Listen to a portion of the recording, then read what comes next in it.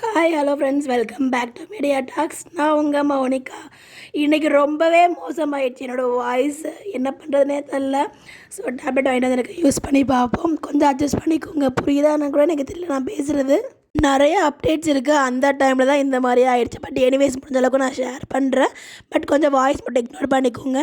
இன்றைக்கி எபிசோடில் இதுதான் ஹைலைட்டு. நம்ம விஜய் கிட்ட வந்து பார்த்திங்கன்னா எல்லா விஷயமும் தெரிஞ்சதாவது அப்பள விஷயம் வந்து எல்லாமே தெரிஞ்சுக்கிட்டு போயிட்டு விஜய் கிட்ட கேட்குறாங்க. விஜயுமே வந்து பார்த்திங்கன்னா எனக்கு காவேரி தான் வேணும், நீங்கள் கல்யாணம் பண்ணி வைங்க அப்படின்னு சொல்லி ரொம்பவே ரெக்வஸ்ட் பண்ணுறாங்க. ஸோ இதுக்கு மேலே ஒருத்தன் வேணும் கெஞ்ச முடியாதுங்க யாராலையும். அந்த லெவலுக்கு வந்து கெஞ்சுறாங்க. பட் இருந்தாலும் சாரதா மனசு மாறியிருப்பாங்களோ அப்படிங்கிற மாதிரி நினச்சா விஜய் வீட்டில் இருக்கும்போது திரும்பவும் முதலேந்தா அப்படிங்கிற மாதிரி தான் இருந்துச்சு.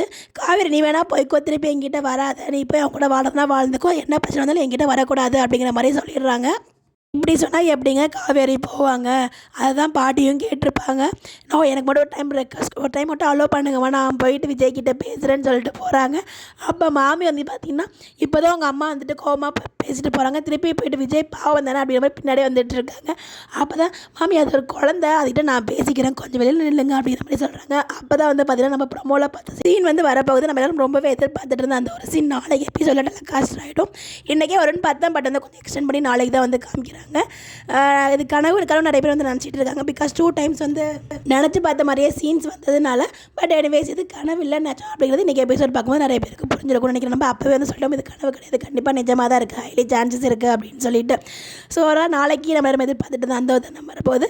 அட்லீஸ்ட் நாளைக்கு அது என்னோட குரல் சேஞ்ச் ஆகுதான்னு பார்ப்போம். புரியுதா புரியலைங்கிறத கேட்டுட்டு மறக்காம கமெண்ட்டில் சொல்லுங்கள். இந்த மாதிரி அப்படி தெரிஞ்சுக்க நம்மளோட சேனலை ஃபாலோ பண்ணிக்கோங்க. Bye bye.